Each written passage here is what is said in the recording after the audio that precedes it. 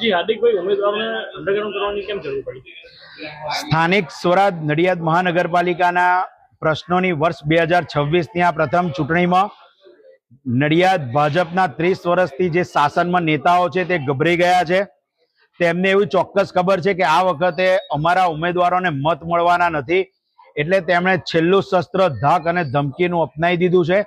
ઉમેદવારો અત્યારે બહાર છે, તેમના પરિવારજનોને, તેમના દીકરા દીકરીઓને, તેમના સગાવાલાઓને જઈને ધમકીઓ મળી રહી છે.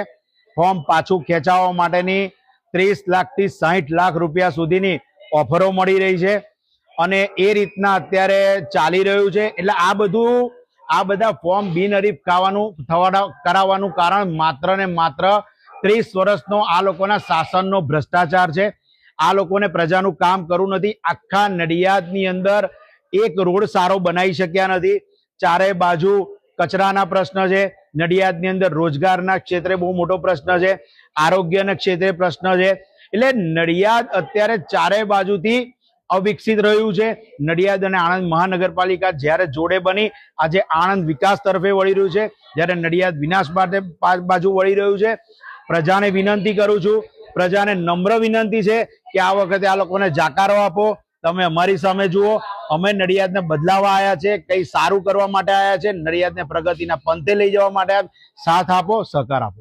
અત્યાર લગીને કેટલા ઉમેદવારોને અંડરગ્રાઉન્ડ કરવામાં આવે છે, કેટલી ધમકીઓ મળી છે? અત્યાર સુધીના 25 ઉમેદવારો પોતપોતાની રીતે જ એ લોકોએ અત્યારે નડિયાદ છોડી દીધું છે. અમે કોઈને લઈ નથી ગયા, તેઓ એમની રીતે જ ગયા છે, પરંતુ એમના પરિવારને ધમકીઓ આપી અને એ લોકોને લાઈન અત્યારે બિનહરીફ કરવાનું કારસ્તાન છે. આ આવનાર સમયમાં નડિયાદના 30 વર્ષના કુશાસન ચલાવનાર નેતાને ખૂબ નડશે.